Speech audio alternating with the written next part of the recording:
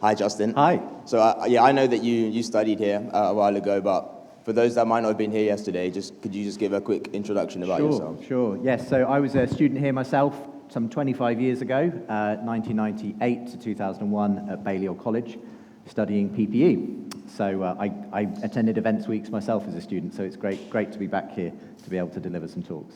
Very nice. So what are you doing now? Right now, I'm continuing to do what I've done for most of my adult life, which is to create conversations between Christians and non-Christians. So for many years, I hosted a radio show and podcast and video show called Unbelievable, which brought together both perspectives to debate these issues.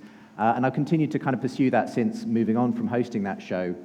So you'll find me at justinbrierley.com, things like another new podcast called Re-Enchanting, having similar conversations, a new podcast called The Surprising Rebirth of Belief in God, which there's also a book about. So continue to try and engage both sides and have these good faith conversations.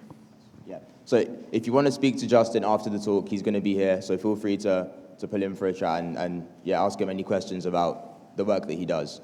There will also be a Q&A, so think about any questions you have to ask for Justin, and then you can submit them using the Slido.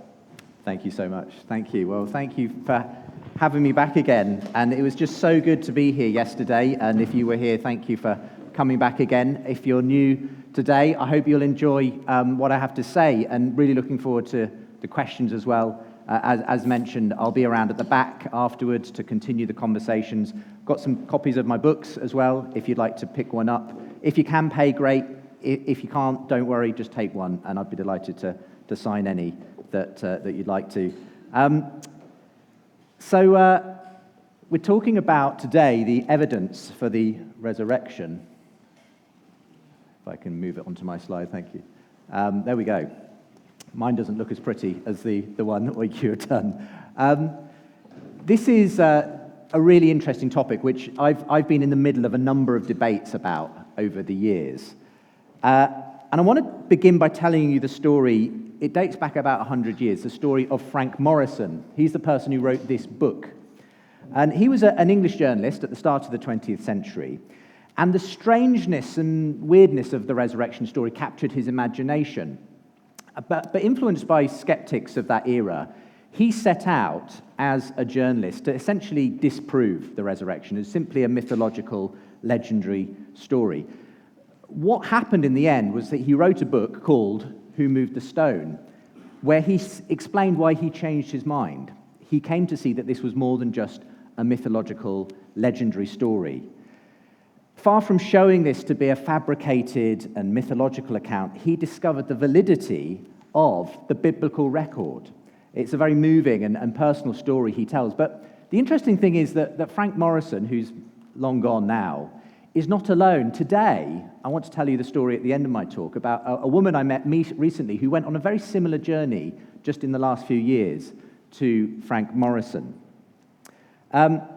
If I had time, I'd love to take you through the evidence for why we can believe that Jesus really was a real person in time, place, and history. The evidence for Jesus as a character of the ancient world stands head and shoulders above most other figures of the ancient world. Of course, many people are happy to affirm that much about Jesus, that he lived, that he taught, that he died. But then there's this question of, did he rise again? And the resurrection matters. It is basically the central claim of Christian faith. There's a passage where the Apostle Paul, one of the first people to start spreading the news about Jesus Christ across the Mediterranean world, where he writes in this early letter to churches, to Christians, to new believers around the Mediterranean. He says to them in 1 Corinthians, if Christ has not been raised, then our proclamation has been in vain, and your faith has been in vain. If for this life only we have hoped in Christ, we are of all people most to be pitied. Basically, he's saying, if Jesus didn't resurrect, then we might as well pack up and go home, because this is what it ultimately stands or falls on. And that hasn't changed. The resurrection is crucial to the idea that Jesus Christ is who he said he was, the Son of God. This isn't just something you can kind of agree to disagree on, in my view, when it comes to Christianity. But of course, we live in a very skeptical world, one where the idea of the miraculous full stop is questioned at every turn. There's a common perception, in my experience, among skeptics, that if you, as a Christian, believe in the resurrection, you're kind of doing it on this thing called faith, which basically means kind of believing in things without really having any good reason to, any good evidence. But actually, I think that's a really bad definition of faith. I think it's better to think of faith as trusting in something, so there's something active on your part to do there, but trusting in it based on the evidence you have. That may be personal evidence, something that's happened in your own life, but it may be objective evidence that we can all look at, and we talked a bit about that yesterday when we were looking at the case for God. And I think that's true of the resurrection too.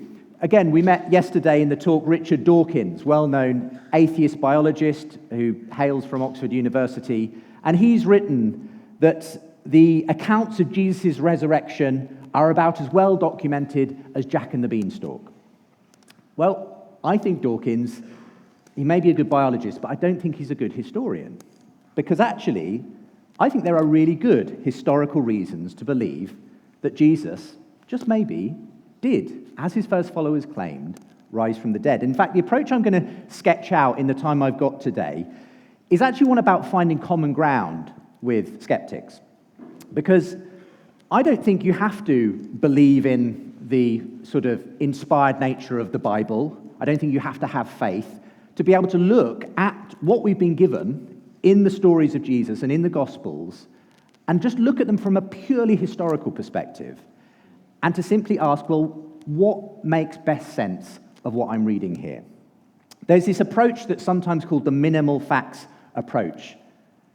And there are 4 facts that I want to present to you in my talk today. And these are called the minimal facts because these are facts that the majority of New Testament historians, whether they be believers or not believers, actually do agree on. So these aren't facts you kind of need to be a Christian to believe in. They are just well-established historical facts that the majority of people who work in this area, whether they have faith or don't have faith, agree on, basically. And there are 4 that I want to give you today. The first is that Jesus died by crucifixion and was buried in a tomb. The second is that that tomb was found empty by a group of his women followers. The third is that various individuals and groups reported experiences that they believed were of the risen Christ. And number 4, the explosive growth of the early church. These are, as I say, facts that a wide variety of biblical scholars accept, whether believing or non-believing. They're simply the best understood, best attested way of understanding history and what we have in the biblical record. And I suppose all I'm asking us to do is, rather like yesterday when I said, when it comes to the case for God, we're kind of building a cumulative case. It's not as though we've got a slam dunk argument. But when you look at it overall, does the idea that there's a God behind the universe make better sense? Is it a better explanation of the evidence than the atheist materialist account of reality that says, actually, no, it's all an accident? And in this case, I'm asking us to do something similar with these facts and say, well, what's the best explanation for them? And we'll come to some possible explanations later on. But let's just look at these 4 facts. The first is, Jesus died by crucifixion. Now, this is an uncontroversial claim. The historian N.T. Wright says that the death of Jesus by Roman crucifixion is among the best attested facts of ancient history. If you believe that we have good evidence that Caesar crossed the Rubicon, you should have no difficulty believing that Jesus died on the cross.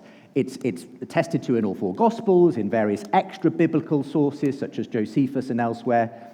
Well, why is this important? Well, obviously, because you can't have a resurrection without a dead body. So it's important to just establish that Jesus died, and that's important.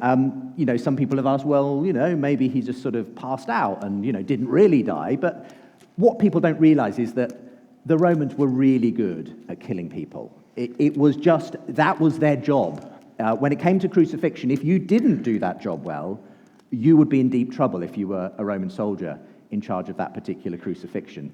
This idea that, Jesus could have come round after sort of being beaten and then a spear in the side and crucified just doesn't hold water with the way crucifixions actually happened. So there's no reason to doubt this particular fact. this well-established minimal fact, Jesus died by crucifixion. Second historical, widely attested fact among both believing and non-believing historians of the era, the empty tomb found by his female followers. Now, this is a really interesting one because part of the reason why the reason why scholars, both sort of, Christian and non-Christian, believe that this is really probably a true story is because of something called the criterion of embarrassment in historical studies. Now, I wonder what the most embarrassing thing is that's ever happened to you. I'm going to tell you a very embarrassing story about me, which is I used to be a daily commuter on the train from where I live into London, and I would often have my flask of coffee with me on the train. And one particular day, I was going in on the train, and when it got to my stop, I had to kind of get out of my seat, but there was someone sitting next to me working on their laptop. So I sort of said, "Oh, sorry, can I just squeeze past you?" And thank you. I didn't realize the top of my flask wasn't very well secured, and I poured coffee all over his laptop. So I just wanted the ground to swallow me up at that point. So embarrassing.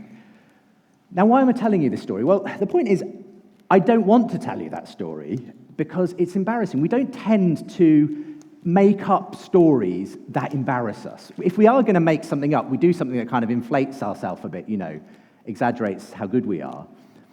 How does this relate to this historical criterion of embarrassment? It's because in history, when people say things that don't actually reflect that well on themselves, it gives it more plausibility that it's true because you wouldn't make stuff up, basically, that's embarrassing. So historians, when they look at ancient sources, if there's something that doesn't reflect that well on the tellers, they'll say, okay, that's probably true then. They didn't probably make that bit up. Well, this is true of this story. Why is this relevant to the fact that a group of female followers discovered the empty tomb? It's because, sadly, in that day and age, the testimony of women was worth far less than a man. They didn't live in the kind of era we have today, where obviously that has changed a great deal. But back then, a woman's testimony was worth far less than that of a man. And the question is, well, why would you make that up? Why would you put women as the first discoverers of this empty tomb if you were basically trying to pull the wool over people's eyes? It didn't make sense. It was kind of an embarrassing fact, if you like. But the only reason it is there is probably if it really happened. That was just the way it happened, and it did happen to be women. Now, of course, today, that is a gift, actually. I'm so glad that women were the first discoverers of the empty tomb, because actually it's a marker of the credibility of this story. So I think there's good evidence that a group of women discovered this empty tomb. That's, again, one of these minimal facts that the majority of believing and non-believing historians agree on.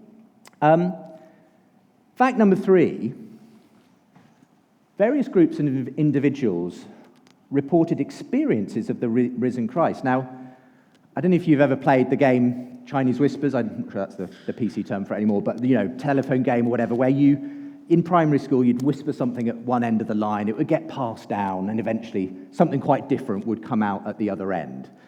There's a famous example, I think, in World War I, where there was a message sent from the front line, send reinforcements, we're going to advance, but by the time it got to HQ, it was send 3 and 4 pence, we're going to a dance. And I think a lot of people think of the stories in the Gospels, these biographies of Jesus' life, death, and resurrection. They think of it as happening in a similar way. Well, this was all written a long time ago. There's obviously been some long period of retelling and legendary kind of fiction. And by the time it gets to us, modern people in the 21st century, it's probably a lot different to what actually happened at the time. And that's why I think a lot of people subliminally think about this idea of people saying they saw this risen Jesus. Well, who knows what they really saw, but, maybe something changed in the telling. But I think that's not true, because actually this minimal facts idea cuts right through that. Because actually, even skeptical Bible scholars, I've had a well-known skeptical Bible scholar called Bart Ehrman come on my Unbelievable show several times over the years, but he affirms this fact. He says, no, actually, I'm not a Christian, I don't believe Jesus rose from the dead, But I do believe his early followers had experiences they believed were of the risen Jesus. Now, he doesn't say they were of the risen Jesus, but they had an experience. Why is this? Well, it's for reasons like this. The fact that one of our earliest letters, the one I quoted from earlier, by Paul, has this in it. 1 Corinthians 15, I'll read this out. It says, "For I handed on to you as of first importance what I in turn had received, that Christ died for our sins in accordance with the Scriptures, and that he was buried, and that he was raised on the third day in accordance with the Scriptures, and that he appeared to Cephas," that's another name for Peter, "and then to the 12. Then he appeared to more than 500 brothers and sisters at one time, most of whom are still alive, though some have died. Then he appeared to James, then to all the apostles. Last of all, as to someone untimely born, he appeared also to me." Now, what's significant about this? Well, the point of this is that this is written in a letter that probably dates to about 15 to 20 years after the events that it's describing, the purported death and resurrection of Jesus Christ. Now, that is very, very close in terms of ancient sources to what's being described. Most of our sort of accounts of ancient history are removed by certainly decades, often centuries, from the activities they're describing. But what's even more interesting about this is that Paul, writing, say, 15 to 20 years after this, he's actually quoting, scholars have looked at this and the structure and the form, and it appears he's quoting something that was already kind of being handed down, as it says. It was in the form of a kind of mini creed, essentially. And scholars actually think that this creed, if you like, was already being spoken of, recited, shared by the early Christian community within a couple of years, even possibly months, of Jesus' death and alleged resurrection. Now, this is like historical gold. You never get stuff in ancient history that is this close to the event. So the point of this is, this idea of there being some long legendary embellishment over many, many years and generations, it's just not true. This was what they were saying from the very beginning. People were claiming to have met the risen Jesus. Now, the question is, did they actually meet the risen Jesus? But historians, as I say, both believing and non-believing of this particular era, say, actually, this is a pretty well-attested fact, that the early followers of Jesus said that they'd had an experience where they believed they had met him risen from the dead. Okay, so that's fact number 2. Fact number 4, my final fact. I could have added more facts, but just for the sake of time, I just wanted to focus on 4. The explosive growth of the early church. Now, it's worth saying that Jesus wasn't the only person in first century Judea who claimed messianic status, okay? Who claimed to be the one who was going to liberate the Jewish people from their Roman overlords. There were quite a few people who popped up with groups of followers and so on. If you've ever seen The Life of Brian, it's a perfect example of this idea that people kind of come and go who kind of have these messianic claims on them. Now that was common, and Jesus, you could say, well, he was just one more. But what their followers never did was, when their Messiah figure got crucified by the Romans, the most shameful way you could possibly die, what they normally did was they went home and they found themselves another Messiah. What they never did was go around claiming that he had risen from the dead.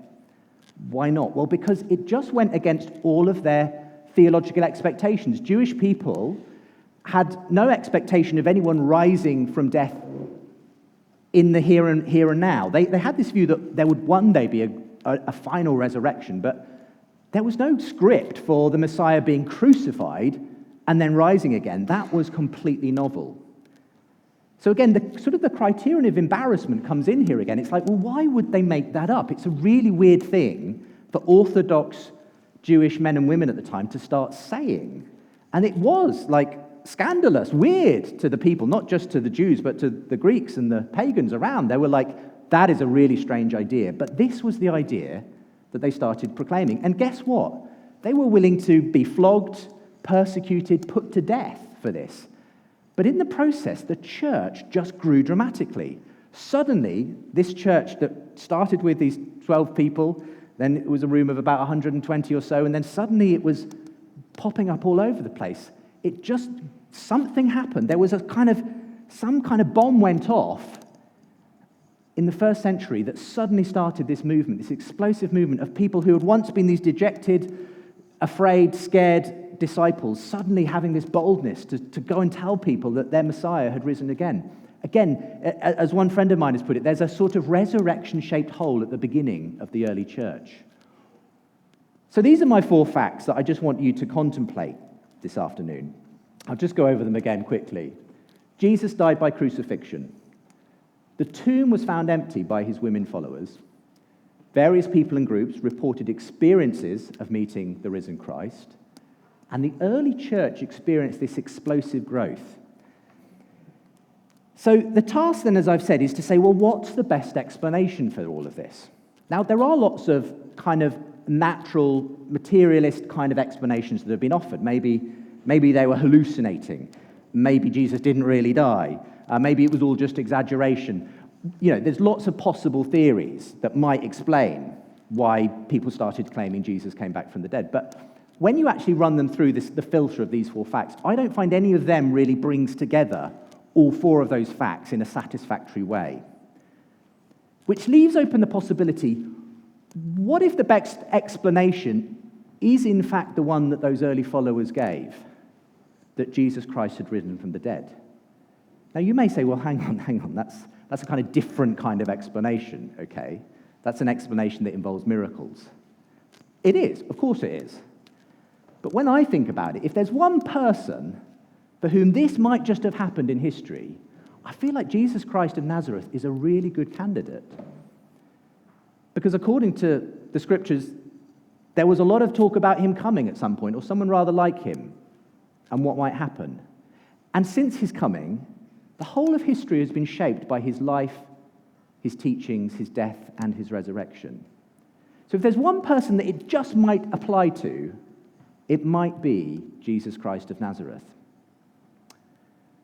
And if you're open to the idea that we don't live in a purely material universe, that there might just be a chink of a door open to the idea that there is a God,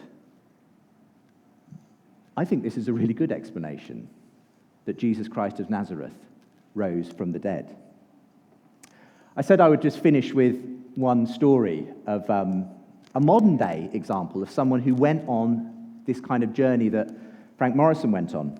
Molly Worthen is a professor of religion in North Carolina, and she, for the last 20 years or so, has been involved in really documenting and researching the history of religion in North America.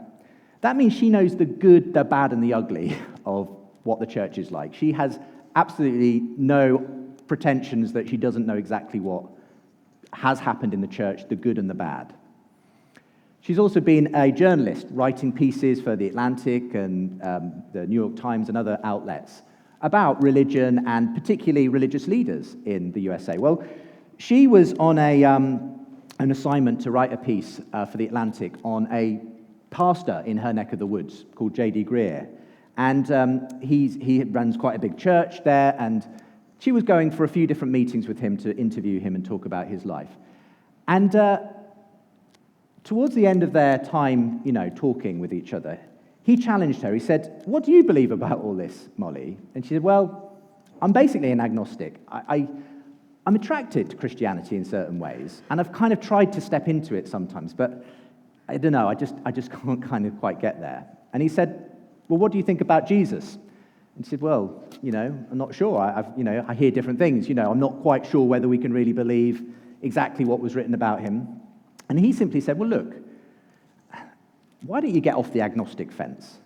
Why don't you just look into this properly and just try and work out who he was and whether the things said about him could possibly be true?"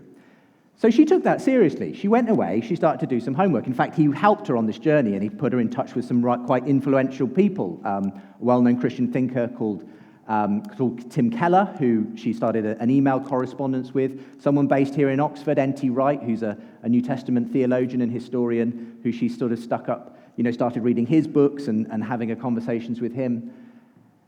And in the process, she started to realize, what? Something did happen in the first century, something that it's really hard to explain away.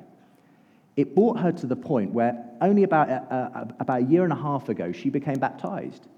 After 20-odd years sort of in academia, sort of very agnostic, not sure about all of it, she realized, actually, there's enough here for me to step out, not kind of leaving my brains at the door, but actually, no, this does make sense. And she stepped into this story, and she'll tell you it's changed her life.